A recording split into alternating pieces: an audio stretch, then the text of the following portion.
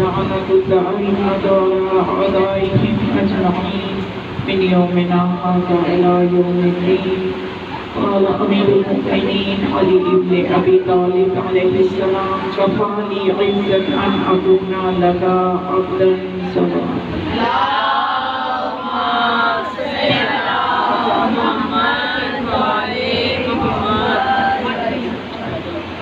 مجلس کی قبولیت کے لیے بلندر صلوات پڑھیں.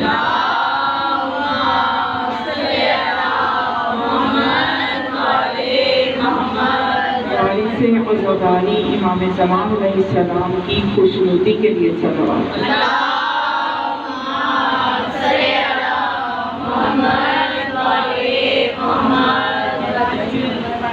مولا کائنات امیر المؤمنین علی بن ابی طالب علیہ السلام کا نورانی فرمان آپ کے سامنے میں نے تلاوت کیا، جس میں مولا فرماتے ہیں: کفالی عزن ان اکون لہا عبدا، میری عزت کے لیے، مجھ علی کی عزت کے لیے یہی کافی ہے کہ اے خدا میں تیرا بندہ ہوں. کفالی فخرا ان تکون لی ربا، اور مجھ علی کے فخر کے لیے یہی کافی ہے کہ تو میرا رب ہے. انتا کما احب فاجعلنی کما تحب، تو ویسا ہی ہے جیسا میں چاہتا ہوں، مجھے ویسا بنا دے جیسا تو چاہتا ہے. تو یہ ایک ایک کلمہ جو ہے یہ توحید سے، عقیدہ توحید کے بارے میں ہمیں بتاتا ہے، کیونکہ جو بہترین توحید نہج البلاغہ سے سمجھ میں آئے گی وہ دائیں بائیں سے سمجھ میں نہیں آ سکتی. وہ علی جو خدا کی ذات میں اپنے آپ کو فنا کر دے، اور جس علی کی زندگی کی ایک ایک سانس عشق الہی میں گزرے، تو اس علی سے بہتر خدا کی طرف پہنچنے کا راستہ کون سا ہوگا؟ وہی علی ہے جو خدا تک پہنچائے. اور میں نے آپ سے عرض کیا تھا کہ یہ جو فرش عزا ہے یہ جمال کربلا ہے. جمال کربلا اس عنوان سے ہے کہ یہ فرش ہمیں جو ملا ہے واقعہ کربلا کے رونما ہونے کے بعد، ہمیں ایک ایسا وسیلہ مل گیا ہے کہ ہم اپنے آپ کو اہل البیت آل محمد علیہ السلام سے جوڑ سکتے ہیں، اور ہم اس راستے پہ قائم رہ سکتے ہیں جو کہ صراط مستقیم ہے. تو اس عنوان سے اگر دیکھا جائے تو یہ فرش عزائی درسگاہ حسینی، یہاں سے جو ہدایت کے چشمے پھوٹتے ہیں وہ دنیا کی کسی یونیورسٹی سے نہیں ہے. چاہے آپ کسی امریکہ کی بڑی سے بڑی یونیورسٹی میں چلے جائیں، وہاں بھی تعلیم ہی ملے گی، تربیت نہیں ہوگی. جبکہ تعلیم اور تربیت، بلکہ تربیت تعلیم سے بھی پہلے کی چیز ہے، وہ زیادہ ضروری ہے. اگر کوئی تعلیم یافتہ نہیں ہوگا، تربیت یافتہ ہوگا، وہ کامیاب ہو سکتا ہے، لیکن اگر کوئی تعلیم یافتہ ہو، تربیت نہ ہو، وہ کامیاب نہیں ہوگا. ممکن ہے وہ اپنی دنیا میں چار پیسے تو کما لے، لیکن اس کی آخرت ٹھیک نہیں ہوگی. صلوات پڑھیں.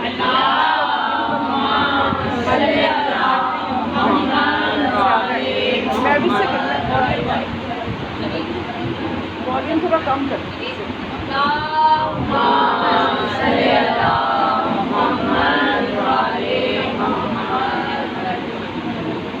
تو یہ عزاداری جو ہے، اس میں جب آپ آتے ہیں، کل میں نے تھوڑی سی تمہیدی طور پہ آپ کو میں نے تھوڑی سی گفتگو کی تھی، اور اس میں نے یہ بتایا تھا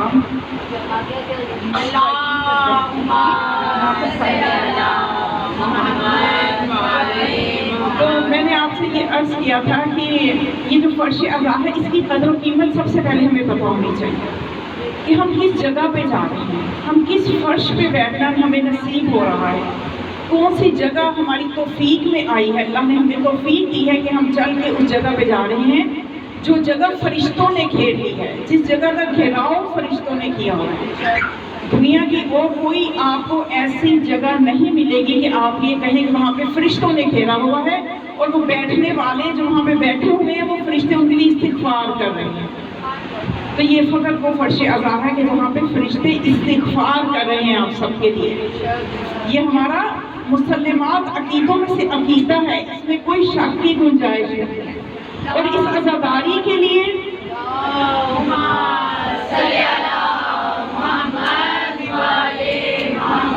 آپ جتنی زحمات اٹھاتے ہیں، آپ یقین کیجیے، میں ممبر کی ذمہ داری سے بات کر رہی ہوں، آپ اپنے گھروں سے چل کے آتی ہیں یا آپ اپنے گھروں میں فرش عذاب بچھاتی ہیں یا آپ کہیں پہ مجلس کے لیے جاتی ہیں، یقیناً آپ کو اپنے شیڈول میں کچھ تبدیلی کرنا پڑتی ہے۔ جو کام آپ نے سوچے ہوتے ہیں آپ کہتے ہیں اس کی خیر ہے میں پہلے مجلس پہ چلی جاؤں۔ آپ کا یہ جو محبت ہے نا بیوی کے لیے، ان کی اولاد کے لیے، اس محبت کو دل میں پیدا کرنا اور اپنے کاموں کو چھوڑ کے مجلس پہ آ جانا، یہ ہرگز بھی بیوی اس کو نظر انداز نہیں فرمائیں گی۔ یہ سب کچھ دیکھا جا رہا ہے، نیتیں بھی دیکھی جا رہی ہیں، عمل بھی دیکھا جا رہا ہے، سب کچھ ان ہستیوں کی نگاہ میں ہے۔ آپ یہ نہ سمجھیں کہ آپ مجلس میں آئیے کو دیکھ نہیں رہا، پتہ نہیں ہمیں کچھ ملے گا بھی یا نہیں، پتہ نہیں بی بی راضی ہوں گے بھی یا نہیں، پتہ نہیں امام زمان علیہ السلام راضی ہوں گے بھی یا نہیں، ایسا ہرگز نہ سوچا کرے گا۔ یہ ایک عزاداری ایسا فعل ہے جس کو انجام دینے میں آپ کو کسی قسم کی برتنوں کے فیوز میں ان کے ملنے میں شک نہیں ہونا چاہیے۔ ایک شخص تھا ایران میں یہ واقعہ بہت زیادہ پڑھا جاتا ہے، بہت ہی مستند واقعہ ہے اور ایران میں بہت زیادہ پڑھا جاتا ہے۔ وہ اپنے گھر میں بہت عزاداری کرواتا تھا اور مال و دولت بھی اس کے پاس کافی تھا، اور اس کی یہ عادت تھی کہ عزاداری کی چیزیں لینے کے لیے جب وہ بازار میں جاتا تھا تو وہ ہمیشہ یہ کہتا تھا کہ جو ایک نمبر چیز ہے وہ دو، چاول لینے ہیں، گھی لینے ہیں، جو بھی لینا ہے، وہ کہتا تھا جو ایک نمبر کوالٹی ہے وہ کون سی ہے، اس کو وہ انتخاب کرتا تھا تبرک کے لیے۔ تو اس کا یہ سلسلہ چل رہا تھا۔ ایک مرتبہ اس سے یہ ہوا کہ اس کا کربلا جانے کا ارادہ ہوا کہ میں عزاداری میں مصروف رہتا ہوں، اشورہ کربلا میں نہیں کر پاتا۔ بچے ذرا بڑے ہوئے، سمجھدار ہوئے، تو اس نے وہ عزاداری بچوں کے سپرد کی اور کربلا چلا۔ اور بچوں کے پیچھے سے عزاداری کے کام انجام دیے۔ ابھی گیا کربلا میں، حرم امام حسین علیہ السلام کے سینم میں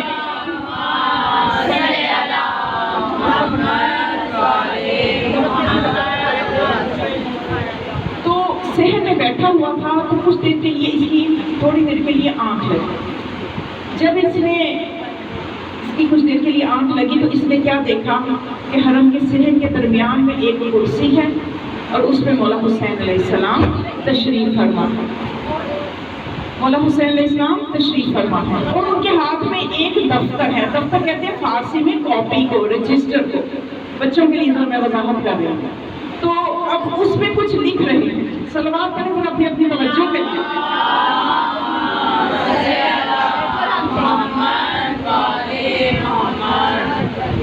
جب تک توجہ نہیں ہوگی میں واقعہ آگے نہیں سناؤں گا۔ صلوات پڑھیں اور توجہ کے لیے۔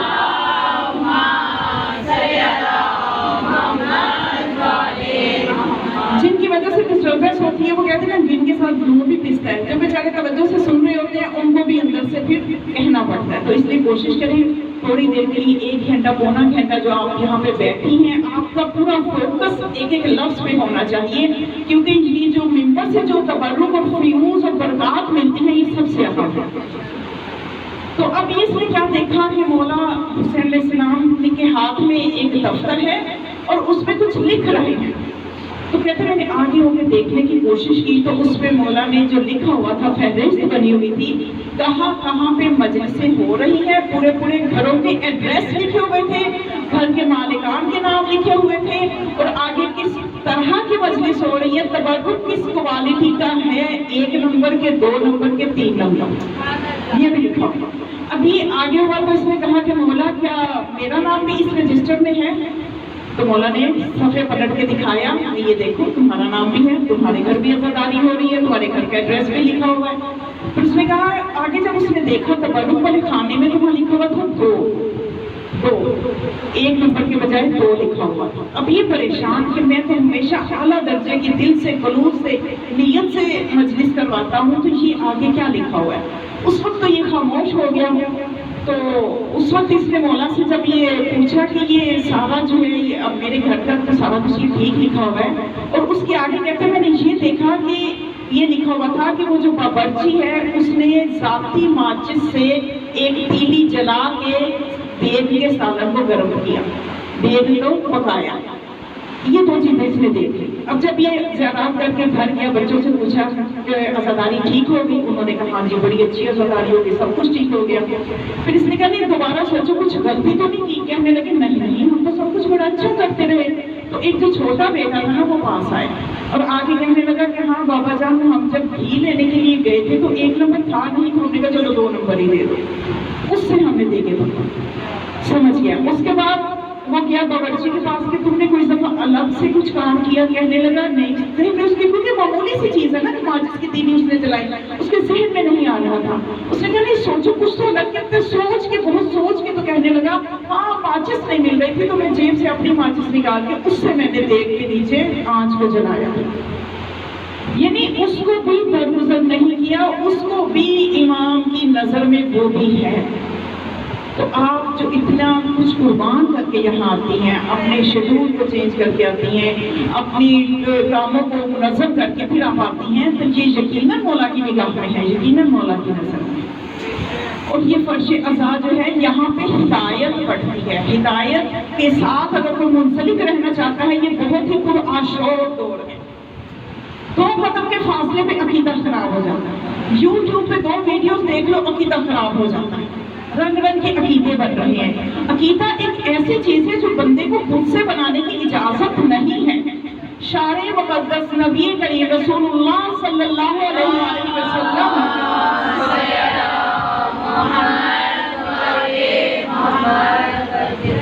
وہی جو دین و شریعت لے کے آئے ہیں، حلال محمد حلال الی یوم القیامہ وحرام حرام الی یوم القیامہ۔ جس کو وہ حلال کہہ کے گئے ہیں وہی قیامت تک حلال ہے، جس کو وہ حرام کہہ کے گئے ہیں وہی قیامت تک حرام ہے۔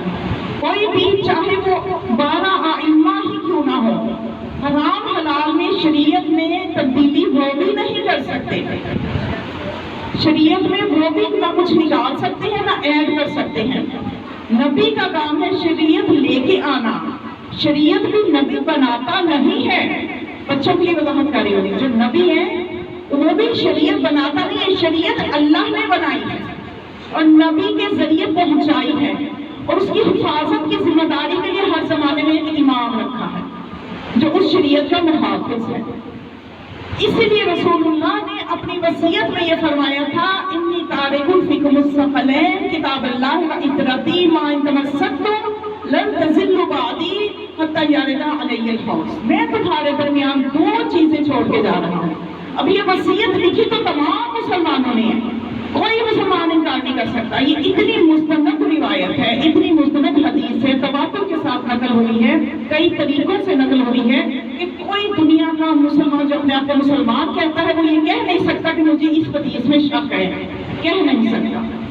اب یہ پتہ تو سب کو ہے، کتابوں میں سب نے لکھ لی، کتابوں کی زینت سب نے بنا لی، تو پھر یہ کیا جہالت ہے کہ حسبنا کتاب اللہ کا نعرہ بلند کر دو، ہمارے لیے کتاب خدا کافی ہے۔ جب کتاب خدا کافی ہوگی تو پھر اپنے آپ کے لیے جب کتاب خدا کو کافی سمجھو گے تو پھر طرح طرح کے عقیدے بنیں گے، طرح طرح کے فرقے بنیں گے، قرآن کی تعویل اپنی مرضی سے کی جائے گی، اپنی مرضی کے ترجمے کیے جائیں گے، تو پھر کیا ہوگا کہ مسلمانوں میں اتحاد ختم ہو جائے گا۔ ایک شخص تھا نا وہ امام جعفر صادق علیہ السلام کے پاس آیا،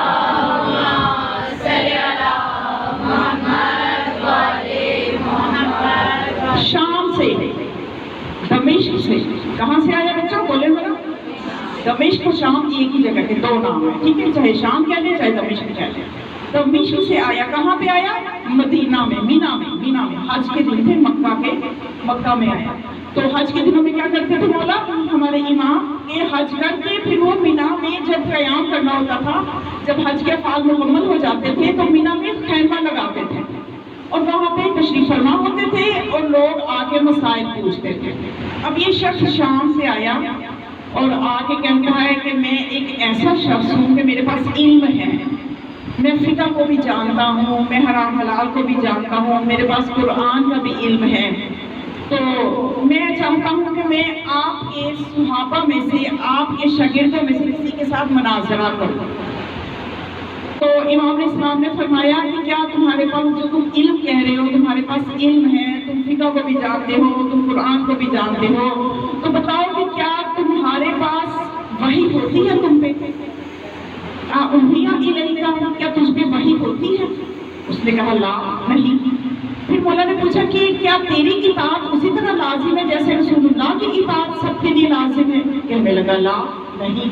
پھر مولا نے اپنے صحابی یونس بن یعقوب کی طرف دیکھا اور مسکرائے اور فرمائے یہ مناظرہ کرنے سے پہلے ہی اپنے خلاف دلیلیں دے رہا تھا. یعنی کہہ رہا ہے کہ میرے پاس علم ہے، میرے پاس یہ ہے، لیکن یہ مان رہا ہے کہ نہ تو اس میں وحی ہوتی ہے، نہ اس کی اطاعت دوسروں کے لیے لازم ہے. اتنے میں دروازہ بجا، جا کے دیکھا تو حشام آیا. مولا نے فرمایا ذرا اس کے ساتھ مناظرہ کرو. اب وہ شام سے آیا تھا. شام کے لوگوں کی ذہنیت تو آپ کو پتا نا کہ شام کے لوگوں کی برین واشنگ کی گئی تھی. انہیں آل محمد کیا بغض ان کے اندر ڈالا گیا. انہیں یہ تعلیم دی گئی تھی، جو شام کا حاکم تھا ممبروں سے اس نے لازمی کہا تھا کہ یہ تعلیم لو کہ کوئی وحی نہیں ہوئی، کوئی فرشتہ نہیں آتا تھا، یہ ساری جو چیزیں ہیں یہ بنی ہاشم کا ڈھونگ ہے، نعوذ باللہ. وہ حکومت لینا چاہتے تھے تو انہوں نے یہ باتیں مشہور کی ہیں. یہ شام کے لوگوں کی ذہنیت تھی. اور یہ آغاز سے رہا ہے شام سے، اور آ رہا ہے مولا کے پاس کہ آپ کے کسی شاگرد سے میں نے مناظرہ کرنا ہے. اب حشام بیٹھے. حشام نے کہا کہ تمہارے پاس خدا کا دین جو تمہارے پاس پہنچا ہے، اب تمہارے پاس کیا راستہ ہے اس کامیابی کا جو اللہ نے مومنوں کے لیے رکھی ہے؟ جنت تک پہنچنے کے لیے تمہارے پاس کیا راستہ ہے؟ اس نے کہا میرے لیے قرآن کافی ہے. سمجھ میں آئے نا کہ کیا ذہنیت تھی اس کی. اس نے کہا میرے لیے قرآن کافی ہے. تو پھر اس نے حشام نے کہا کہ اگر کوئی چیز ایسی ہو جو تمہیں قرآن سے سمجھ میں نہ آئے تو کہنے لگا میں حدیث کا سہارا لے لوں گا. پھر تو انہوں نے پوچھا کہ حدیث میں سے بھی کوئی چیز تمہیں، کیونکہ ترقی ہے نا زمانے کے ساتھ ساتھ نئے نئے مسائل ہیں ہر چیز، پھر وہ اجتہاد کا دروازہ ہمارے میں کھلا ہے، تو حدیث سے بھی کوئی چیز سمجھ میں نہ آئی تو کہنے لگا کہ پھر میں قیاس کر دوں گا اپنی عقل پہ. مگر پھر انہوں نے کہا، شام نے کہا اچھا چلو اپنی عقل کو بھی رہنے دو، حدیث کو بھی رہنے دو، کیا قرآن جو ہے جس کو تم کہہ رہے تمہارے لیے کافی ہے، یہ تمہیں سارا حق کا رستہ بتاتا ہے، یہ کافی ہے تمہارے لیے؟ کہنے لگا ہاں، اس کے ذریعے سے میں صراط مستقیم سے اس منزل تک پہنچ جاؤں گا جو کامیابی کی منزل ہے، میں جا سکتا ہوں. تو حشام نے کہا جب قرآن تمہارے لیے کافی ہے تو پھر یہاں کیا لینے آئے ہو؟ اگر قرآن کافی تھا تو اتنا شام سے سفر کر کے تم یہاں کیا لینے آئے؟ تو سمجھ میں آیا کہ قرآن کافی نہیں ہے، قرآن کے ساتھ اہل بیت کا ہونا ضروری ہے. تو اس لیے جب ایک مرتبہ امام جعفر صادق علیہ السلام کے سامنے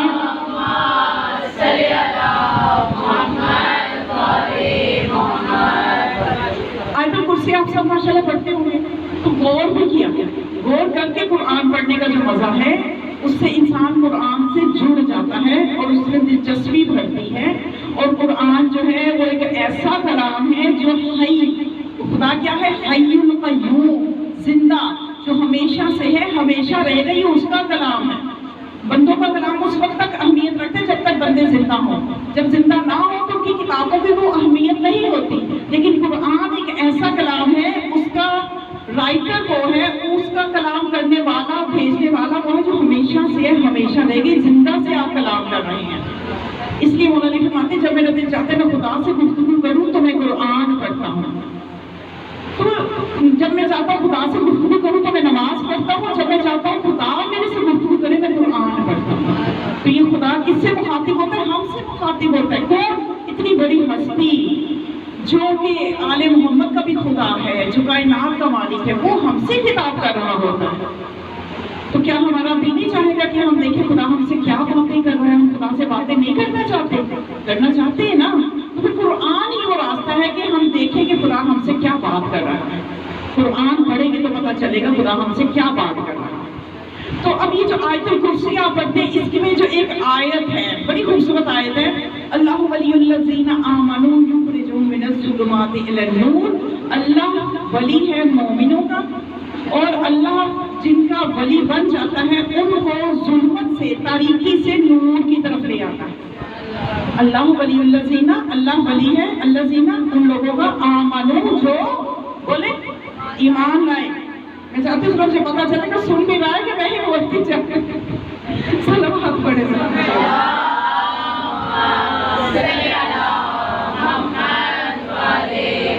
دیکھیں جو بچیاں آ رہی ہیں نا، میری ہمیشہ کوشش یہ ہوتی ہے کہ ان کے جو مسائل ہیں ان پہ بات کی جائے. انہیں باہر کالجوں میں، یونیورسٹیوں میں بڑے سوالات کا سامنا ہے.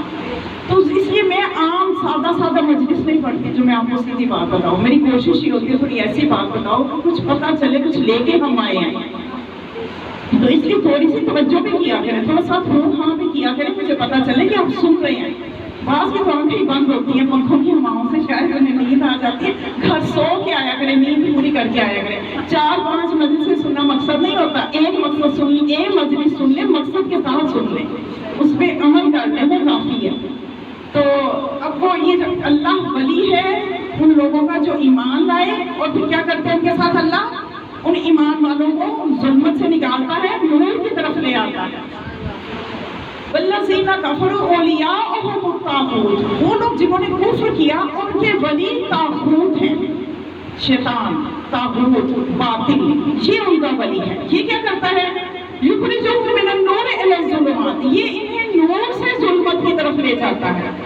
یہ طاغوت ان کافروں کو نور سے ظلمت کی طرف لے جاتا ہے۔ تو جب یہ آیت ہمارے چھٹے امام جعفر صادق علیہ السلام کے سامنے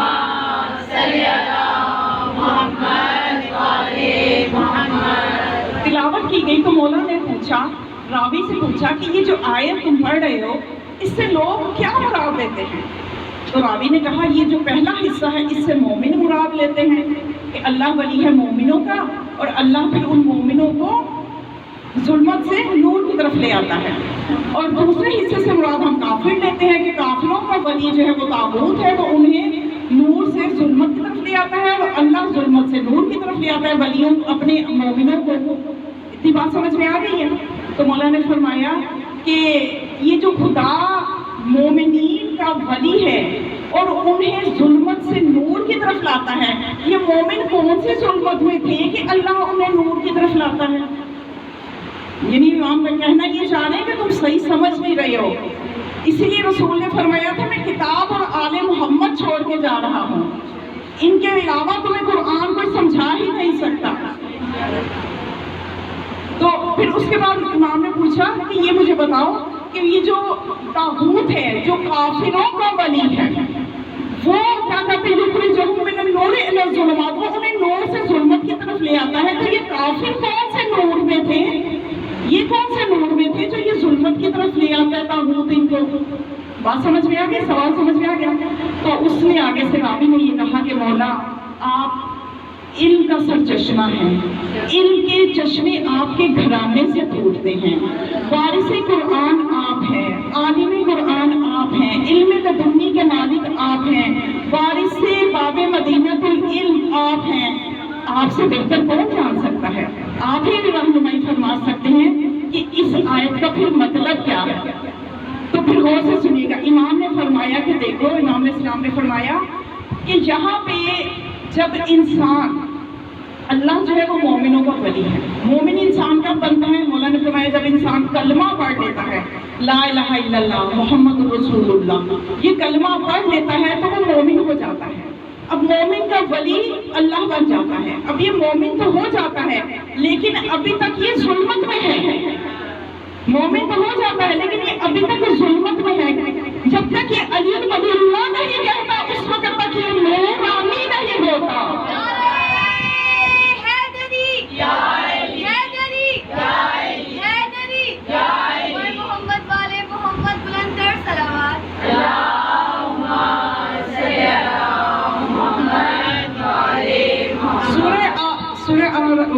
آیت ہے نا، ایک سورہ حجرات کی آیت ہے، وقالت الاعراب آمنا، اے رسول یہ جو اعرابی کہہ رہے ہیں کہ ہم ایمان لے آئے ہیں، ان سے کہو کہ تم ایمان نہیں لائے، ان سے کہو اسلمنا، ہم اسلام لائے ہیں، لما یدخل الایمان فی قلوبہم، ابھی تک ایمان ان کے دلوں میں داخل نہیں ہوا۔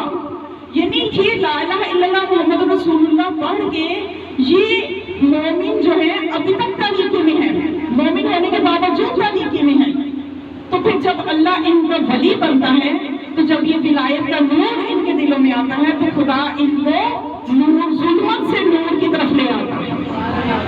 اور جو کافر ہیں، یعنی پھر امام نے فرمایا کہ جب انسان نور میں آ جاتا ہے، علی ولی اللہ پڑھ لیتا ہے، توجہ چاہوں گی، یہ بڑا نازک مرحلہ ہے، بہت ایک اہم نقطہ ہے جو میں چاہتی ہوں آپ کو ہدیہ کروں، خاص طور پہ جوان بچیاں غور سے سنیں کہ اب یہ کون سے نور میں تھے کافر کہ خدا کے طاغوت انہیں काफिर कौन से नूर में थे कि तागूत उन्हें जुल्मत में ले आया नूर से।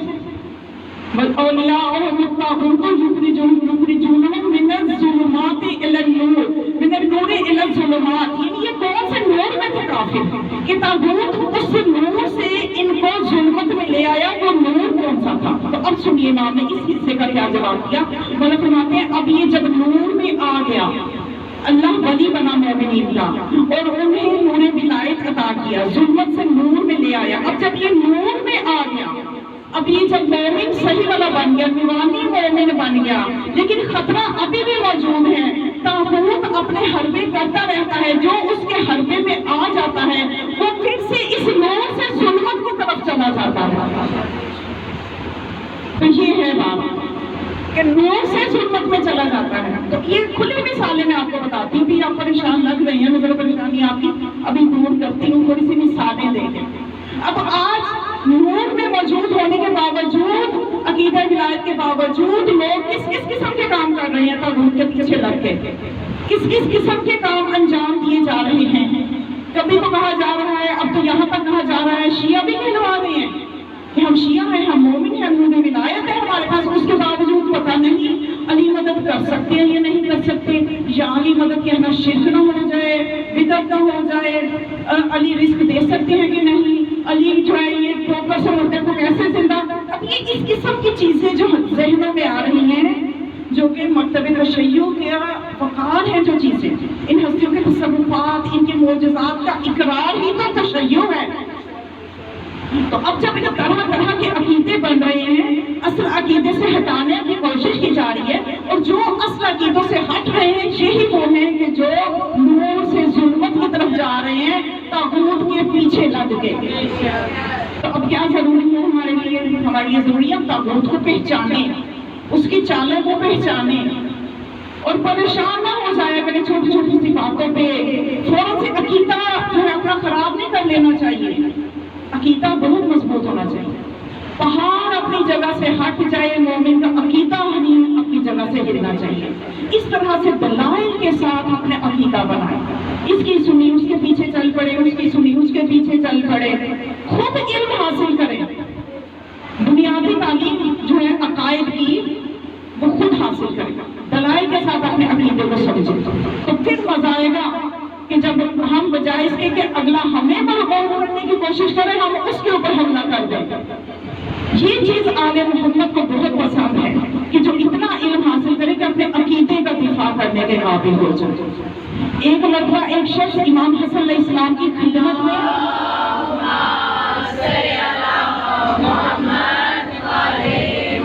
तोहफ़ लेके आया।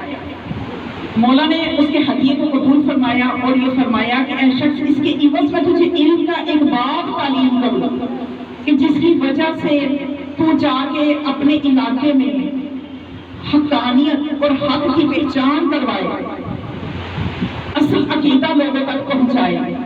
तुम्हें इस हदीये की इवज़ को एक बाब इल्म का चाहिए, या कि मैं तुम्हें कुछ रकम अनायत करूँ, 20,000 दिरहम, जो कि उसके हदीये से बहुत ज्यादा थे, वो तुम्हें इनायत करूँ। इनमें से अगर तुम अच्छी चीज का इंतखाब करोगे तो तुम्हें दोनों मिल जाएंगे। वो अक्लमंद था, उसने ये इंतखाब किया कि मौला मुझे आप इल्म का एक बाब तालीम कर दें। मासूम जिसको इल्म तालीम करे, मासूम जिसको इल्म दे, उस मासूम का इल्म देना आम बंदे के इल्म देने की तरह नहीं होता। जिसको वो इल्म मिल जाता है उसकी शरह सब्र हो जाती है, उसका सीना कुशादा हो जाता है, उसके कल्ब में नूर की बारिश हो जाती है। वो वाला मोमिन बन जाता है कि पहाड़ अपनी जगह से हिले, वो अपने अकीदे से नहीं हिलता। उसने अकलमंदी की, उसने मौलाना हसन अलैहिस्सलाम से कहा कि मौला आप मुझे इल्म का एक बाब तालीम करें। मौला ने फिर उसको दोनों चीजें अनायत की, तुमने इंतखाब ठीक किया, तुम दोनों ले लो।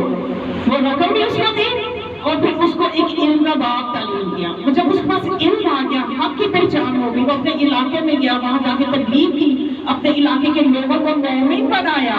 तो जब एक मरतबा फिर इमाम इस्लाम की खिदमत में आया, मौला बहुत खुश हुए और मौला ने उसका इस्तकबाल पुरजोश तरीके से किया और ये फरमाया कि ऐ शख्स, तूने ये काम करके मुवद्दत का हक अदा कर दिया, अल्लाह को राजी कर दिया, रसूल को राजी कर दिया और तुमने अपनी आखिरत भी बना दी। اب اس کے آگے اور انسان کو کیا چاہیے؟ اپنے عقیدے کو دلائل سے سمجھیے. صلوات پڑھیں.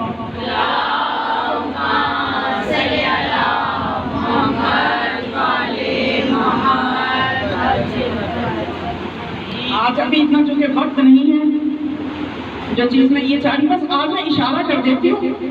انشاءاللہ اگر مکمل کر سکی تو ٹھیک ہے، اگر آپ کی توجہ رہی بگڑنا ہم اسی موضوع پہ کل مزید آگے بات کریں. اب یہ طاغوت جو حملے کر رہا ہے ان میں سے ایک حملہ یہ ہے کہ آج ہماری ہی نسلوں کے ذہنوں میں یہ ڈال دیا ہے کہ یا علی مدد، یا ائمہ علیہ السلام سے، یا بی بی زہرا سلام اللہ علیہا سے، یا جناب عباس علیہ السلام سے، ان ہستیوں سے جو ہم مدد مانگتے ہیں یہ شرک ہے. بھئی یہ جو شرک کے نعرے بلند کرتے ہیں نا، ان کو پہلے اپنے توحید کے عقیدے کا علاج کرنا چاہیے کہ یہ کیسی نازک سی توحید ہے کہ ذرا سا کوئی کام ابھی کیا نہیں ہے تو اس کے کنگرے ٹوٹنا شروع ہو جاتے ہیں. یہ کیسی توحید ہے کہ جس کے کنگرے ٹوٹنا شروع ہو جاتے ہیں. پہلے توحید کا علاج کریں، شرک خود ہی نکل جائے گا، شرک پاس آئے گا ہی نہیں. شرک انہی کے گھٹ میں ڈلاتا ہے جن کی توحید کمزور ہوتی ہے. ہم آل محمد نے توحید آل محمد کے در سے لی ہے، کیونکہ اللہ نے اپنی توحید کو پہنچایا ہی ان کے وسیلے سے ہے. ہم نے ان کے علاوہ کسی کو وسیلہ بنایا ہی توحید سمجھنے کے لیے. اس لیے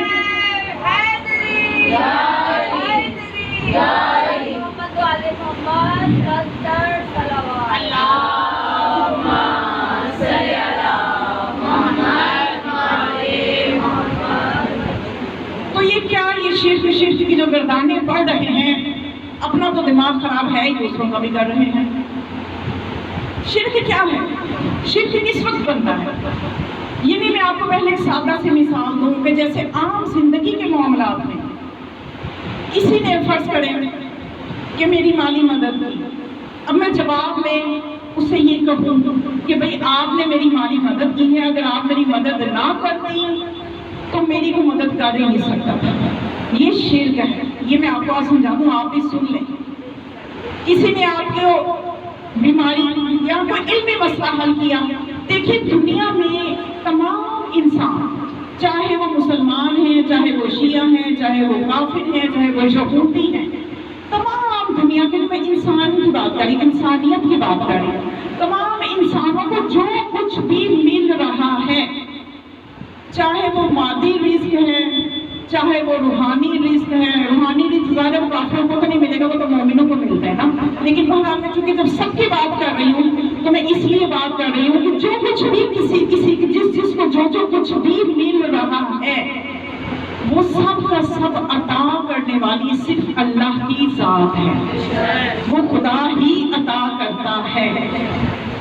اب بات صرف اتنی ہے سمجھنے کی کہ اگر دیکھیے کسی نے کسی کو کھانا کھلایا، کسی نے کسی کو پانی پلایا، اور وہ پیچھے یہ اس عقیدے کے ساتھ اس کا شکریہ ادا کرے کہ اگر تم مجھے کھانا نہ کھلاتے تو میں کھانا ملتا ہی نہیں، میں تو مر جاتا. تم ہی ہو کہ جس نے مجھے کھانا کھلایا ہے. تو یہ عقیدہ رکھنا عین شرک ہے، یہ غلط ہے.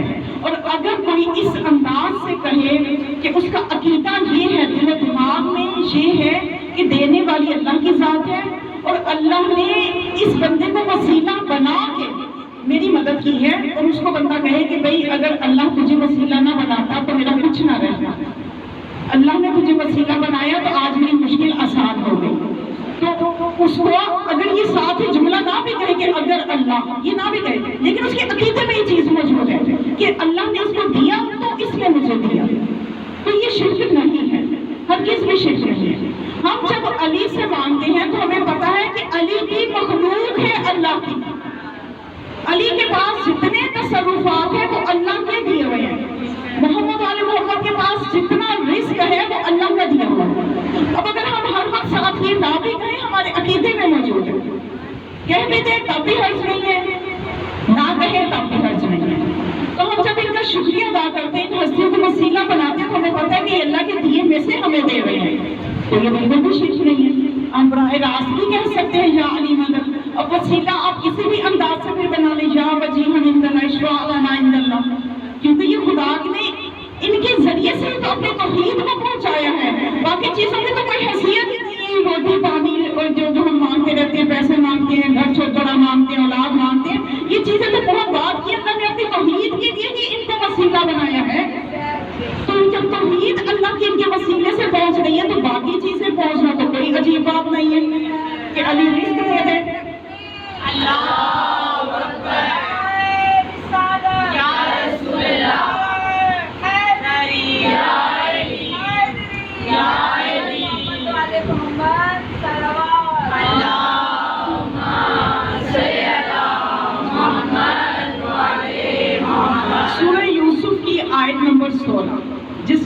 ये फरमा रहा है वमा युमिनु अक्सरुहुम बिल्लाहि इल्ला वहुम मुशरिकून, वमा युमिनु अक्सरुहुम बिल्लाहि इल्ला वहुम मुशरिकून। बस ये आयत थोड़ी सी समझाऊंगी, मजीद समझ में आ जाएगा शिर्क क्या है और बाकी बलाएं क्या हैं। तो अब इस आयत में सूरह यूसुफ की आयत नंबर 106 इसमें खुदा फरमाता है कि वो अल्लाह पर, उनमें से अक्सर जो अल्लाह पे ईमान लाए हैं उनका ईमान तो वो लाए हैं मगर उनका ईमान ऐसा है कि वो ईमान लाने के बावजूद मुशरिक हैं, ईमान लाने के बावजूद मुशरिक हैं। अब ये बड़े आसानी से ये आयतें एक दूसरे पे सेट करते रहते हैं ना, कोई आयत उठाई तो उठा के शियों पे सेट कर दी, शियों ने कोई उठाई वगैरह सुन्नत पे सेट कर दी। तो बात ऐसे नहीं है, कुरान इस तरह की किताब नहीं है कि अल्लाह ने इसको बेवारस छोड़ा है। खुदा कुरान के साथ हर जमाने में एक वारिस मौजूद है, वारिस विरसे को खराब नहीं होने देता। अगर किसी घर का कोई वारिस ना हो, उसकी छतें दीवारें खिड़कियां सब कुछ उतार ईंटें तक उठा के ले जाते हैं लोग। अगर कोई घर सलामत नजर आए तो पता चलता है इसका वारिस मौजूद है। कुरान की आज तक कोई ज़बर-ज़ेर में कमी पेशी नहीं कर सकता। तो मान लो एक वारिस पर्दे गैबत में मौजूद है कि कुरान आज असली हालत में हमारे हाथों में मौजूद है। वमा युमिनु बिल्लाहि वमा युमिनु अक्सरु मिनहुम बिल्लाहि इल्ला वहुम मुशरिकून, कि उनमें से अक्सर जो अल्लाह पे ईमान लाए हैं वो ऐसा ईमान है कि उनके ईमान में शिर्क है। अब रावी तफसीर नूरुस सकलैन में ये रिवायत मौजूद है, रावी जो है उसने इमाम से ये सवाल कर दिया कि जबना रसूलुल्लाह ये कौन से मोमिन है, मोमिन भी है और शिर्क भी कर रहे हैं। खुदा फरमा रहा है कि अक्सर जो इनमें से ईमान लाए हैं वो मुशरिक हैं। जाके कुरान में आयत में उसका तर्जुमा करें, आपको हैरत होगी। मैं वही बात बार बार कहती हूँ कि कुरान मज़लूम किताब है, मज़लूम, और इसमें जुल्म कौन कर रहे हैं? सब मानेंगे हम हैं ज़ालिम, हम हैं ज़ालिम, जुल्म करने वाले हम हैं कि हमने इस अजीम खजाने के ऊपर से कभी मिट्टी भी नहीं झाड़ी, गुलाफों में बंद, हमसे ज़्यादा ज़ालिम कौन होगा? तो तवज्जो करें, आज से ये इस वर्ष अज़ा से अहद करें आज मौला हुसैन अलैहिस्सलाम से कि मौला आपने तो मोटे नेज़ा पे भी कुरान पढ़ा, हमारे सर हमारे बदनों पे है, हम कुरान नहीं खोलते। हमें सेहत, आंखें, तंदुरुस्ती सब कुछ अल्लाह ने दे रखे, हम दुनिया का हर काम करते हैं, उसके लिए वक्त निकालते हैं। हमारे लिए कुरान के लिए वक्त नहीं है। ये कितना मुकाम अफसोस है। आज मौला हुसैन से आहद करें कि मौला आपने तो मोटे नेज़ा पे भी तिलावत किया था, मौला मैं अब कुरान की तिलावत करूँगी, आप मेरी खास मदद सुनाएं। अगर नहीं मिल रही ना तौफीक तिलावत की तो मांगे तौफीक, मांगते क्यों नहीं? जिन चीज़ों की तौफीक नहीं है तो बस नहीं है जी हमें तो तौफीक नहीं है, हम क्या करें, हमारे पास तौफीक ही नहीं है, ये क्या कि हम समझते बहुत बड़े हम ईमानदार हो गए। तो भाई तौफीक नहीं है तो तौफीक मांगे, सजदे में रो रो के मांगेंगे, ऐ खुदा अपनी किताब की मोहब्बत मेरे दिल में डाल, ऐ खुदा अपने कलाम की मोहब्बत मेरे दिल में डाल। सलवात पढ़े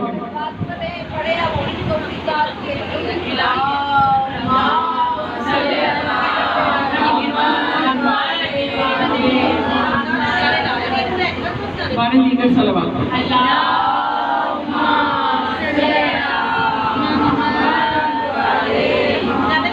चलिए जरा मैं देखती हूँ कि आप मेरे साथ थे कि नहीं, मैं क्या बताना चाह रही हूँ।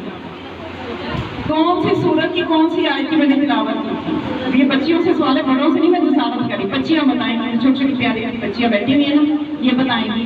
अभी अभी मैंने क्या कहा था, कौन सी सूरत, कौन सी आयत है, आयत कौन सी? 106 नंबर आयत। उसमें उसकी तफसीर पूछी ना मौला से जाकर रावी ने, कौन सी तफसीर में ये रिवायत मौजूद है? नूरुस सकलैन। ठीक है, साथ रहा करें, बच्चियां खास तौर पे साथ रहा करें, आगे आगे तो बैठ जाती हैं तो साथ भी रहेंगे, फिर मुझे मजा आएगा आप लोगों से बात करने का। कल से साथ रहने मैंने साथ साथ पूछना है आपसे, ठीक है? आपको पता है ना मैं टीचर की हूँ, मुझे तो आदत है सवाल करने की इसलिए तैयार हो गया है। ये लोग ऐसी बच्चियां गायब हो जाए, गायब तो नहीं होंगी। सलवात पढ़े बोला मैं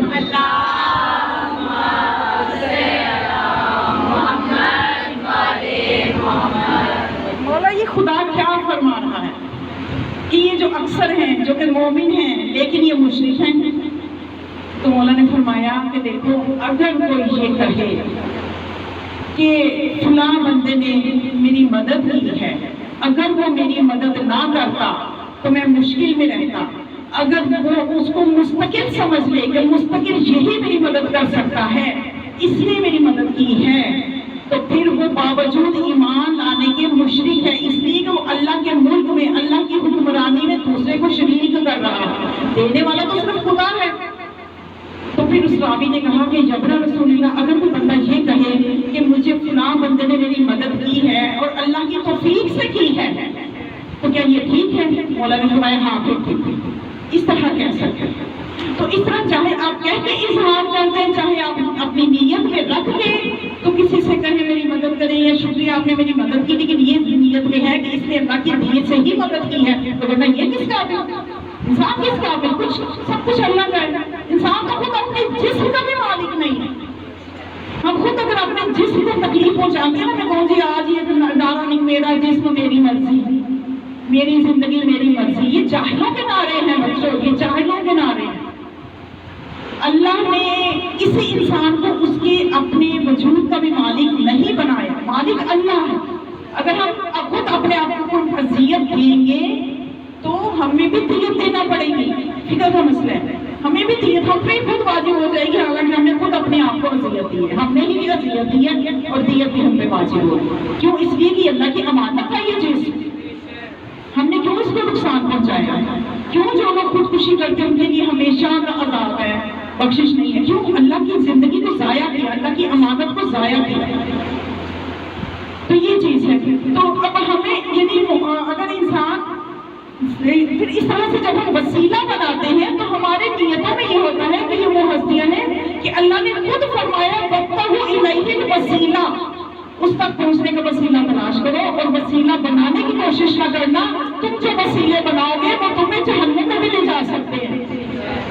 خدا قرآن میں فرماتا ہے کہ دو طرح کے ائمہ ہیں، ایک وہ امام ہے جو جنت کی طرف لے جاتے ہیں، ایک وہ امام ہے وہ بھی امام ہے، وہ بھی اپنے آپ کو امام کہہ رہے ہیں، وہ جہنم کی طرف لے جاتا ہے۔ خود نہ بنانا امام، خود نہ بنانا وسیلے، امام اور وسیلہ بنانا اللہ کا کام ہے، تمہارا کام ان کی اتباع کرنا ہے۔ تو بس مومنان کی یہی وہ وسیلے ہیں کہ خدا فرماتا ہے کہ انہی کے صدقے سے میں بارشیں کرتا ہوں، انہی کے صدقے سے میں رزق تقسیم کرتا ہوں، انہی کے صدقے سے میں روزی دیتا ہوں، تمہاری مشکلات کو دور کرتا ہوں۔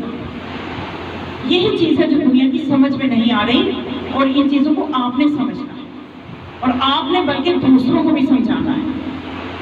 بس ایک چھوٹی سی مثال دے کے بات کو مزید واضح کر دوں کہ کس طرح سے مدد ہوتی ہے، کس طرح سے ہستیاں مدد کرتی ہیں کہ بعض اوقات جیسے ایک مریض ہے نا، اس کو اگر دوائی وغیرہ دی تو ظاہری اسباب کے ساتھ وہ ٹھیک ہو گیا، ڈاکٹر نے علاج کیا۔ کچھ مریض ایسے ہوتے ہیں کہ ڈاکٹر کہتے ہیں ہمارا علاج اب یہ لا علاج، اب ہماری دوائی ہمارے طریقے اس میں کوئی کام نہیں کریں گے، آپ جائیں اور اس کے لیے دعا کریں۔ اور جب اس کے لیے دعا کرتے ہیں، کوئی آپ کا رشتے دار کہیں نجف میں، مشہد میں، مدینہ میں، مکہ میں، آپ ان کو بھی کہتے ہیں دعا کریں، جب وہ دعا کرتے ہیں مریض ٹھیک ہو جاتا ہے۔ ایسی بہت سی مثالیں ہیں۔ تو پھر ڈاکٹر کہتے ہیں معجزہ ہو گیا۔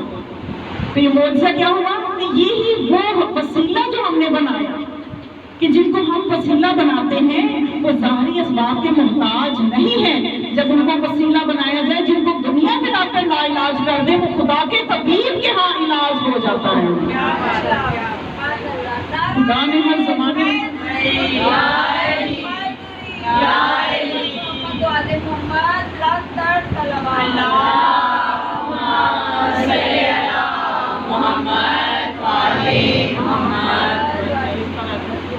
بس مومنات ان ہستیوں کو پہچانا نہیں۔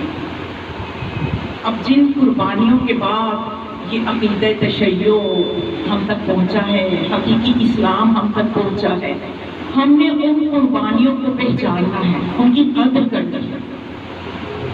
اور جب ہم خاص طور پہ اس مقصد کے لیے گھروں سے نکلتے ہیں کہ ہم جائیں گے، ہم جناب سیدہ کی اولاد کو پرسہ دیں گے، ہم بی بی کو ان کے بچوں کا پرسہ دیں گے، کیونکہ وہ بی بی، وہ زہرا کہ جس کو امت نے ایک دن بھی خوشی نصیب نہیں، وہ ہماری شہزادی، وہ میری اور آپ کی مخدومہ کونین جناب زہرا، کہ جب ان کے بابا اس دنیا سے چند ہی دن ہے نا 28 سفر آنے والی ہے، جب ان کے بابا دنیا سے جاتے ہیں، بیوی پہ مصیبتوں کے پہاڑ ٹوٹ پڑے، مصیبت پہ مصیبت آتی گئی۔ وہ زہرا جس کی اپنے بابا کی زندگی میں اتنی عزت دنیا کرتی تھی، اتنا مقام اپنی بیٹی کا، رسول اللہ نے لوگوں کو بتایا کہ میری اس بیٹی کی عظمت کو پہچانو، میری بیٹی کی عظمت کو تو کیا تم میری بیٹی کے گھر کے دروازے کی عظمت دیکھو کہ میں رسول اس دروازے پہ سلام کیے بغیر نہیں گزرتا، ہر طریقے سے ہر عمل کر کے اپنی زبانیں وحی سے، اپنے کردار سے، اپنے اعمال سے، دن رات رسول اللہ کا کام یہی تھا کہ میرے اہل بیت کو پہچان لو، اے میرے لوگوں، اے میری امت، میرے اہل بیت کی قدر کرنا۔ لیکن افسوس کہ وہی اہل بیت، وہی آل محمد جن کے لیے حق مودت، جن کے لیے مودت مانگی گئی تھی، اس کا امت نے حال یہ کیا کہ وہ بیٹی کہ جس کے دروازے پہ رسول اللہ سلام کر کے گزرتے تھے، وہ بیٹی دن رات روتی ہے، زندگی روتے گزر گئی جناب سیدہ کی، کبھی امت کی دی ہوئی تکلیفوں سے روتی ہے، کبھی اپنے بچوں کی طرف دیکھ کے روتی ہے کہ ان پہ جو مصیبتیں میرے بعد آئیں گی، کبھی علی کو دیکھ کے روتی ہے کہ جو مصیبتیں علی پہ میرے بعد آئیں گی۔ جناب سیدہ کی عمر روتے گزر گئی، اور قبر میں بھی کب سکون میں نے دیا کہ جب حسین مدینہ چھوڑ رہے تھے، یہ ماں ساتھ ساتھ تھی، اے حسین تجھے اکیلا نہیں چھوڑوں گی۔ کربلا میں جو واقعات ہوئے، جناب سیدہ روح سیدہ کربلا پہ موجود تھی، اب کوفہ و شام کے بازاروں میں اپنی بچیوں کو دیکھ رہی ہے کہ میری بچیوں پہ کس قدر مصیبتوں کے پہاڑ ٹوٹ رہے ہیں۔ میری وہ زینب، میری وہ کلثوم، جن کو اس لاٹوں سے پالا گیا، جس کو اتنے نازک آگ سے پالا گیا، آج کوفہ و شام کے بازار ہیں اور میری بیٹیاں ہیں۔ اسلام کے لیے جتنی قربانی دی، زہرا کی اولاد قربان ہوئی، علی اور زہرا کی اولاد ہے جو کربلا میں شہید ہوئی، جو کوفہ و شام کے بازاروں میں خطبے دیتی رہی اور حقیقی اسلام کو بچاتی رہی۔